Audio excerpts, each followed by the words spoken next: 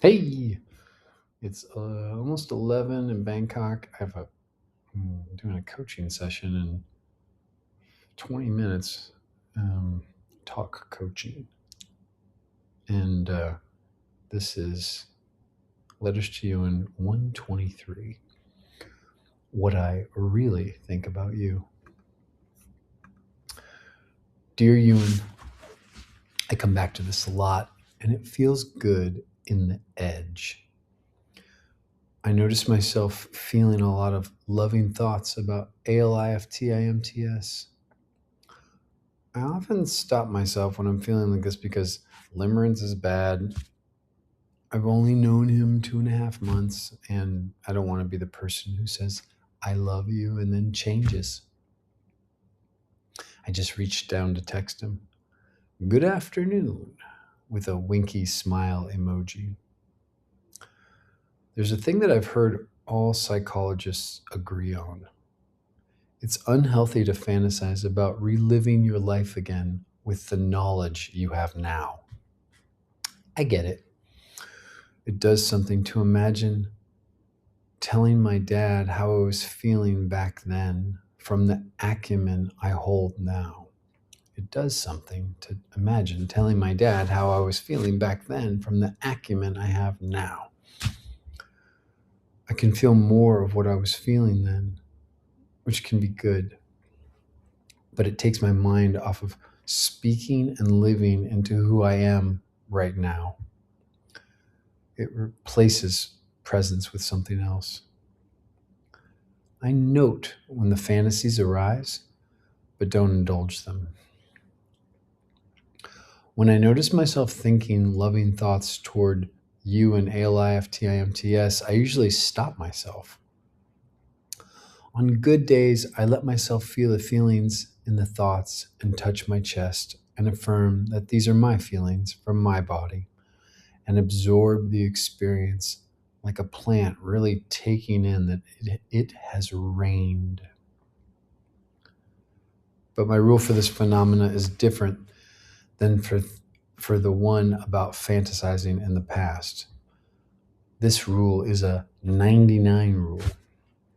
99 times out of 100, I'm going to say some form of no. And one time out of 100, I'm going to take this guy to the dog park and really let him run. So, ALIFTIMTS, I love you. I love you so much. You're so sweet, kind, and humble. You're such a good man. Of the men in the world, I won't compare you, but it is significant that I know you are so beautifully powerful and loving and love me with all your actions around me. I double down and feel this one again. You are such a good man. And then I settle, and I know how projection works. Jung said, What you hate in another is what you hate in yourself. He could have said it better. He's talking about the superego and how we create bugs like watchdogs to growl at us so that we can beat actual growlers in the world to the punch. We hold ourselves ready to strike ourselves to keep ourselves safe. When we lash out, it's because somebody walked by our yard and our dogs saw them breaking the rule that would make them unsafe. I like what I really think about you is what I really think about me. And I've mastered playing with the mirror, bending the light around to see the me in the lashing out. It returns me to humility. And it's from a place of humility that I can see my ardent energy for ALIFTIMTS come back. I'm the one that noted the strength of, you're such a good man. And I noted it so strongly that I let myself say it twice, like, thank you, God, that this being exists.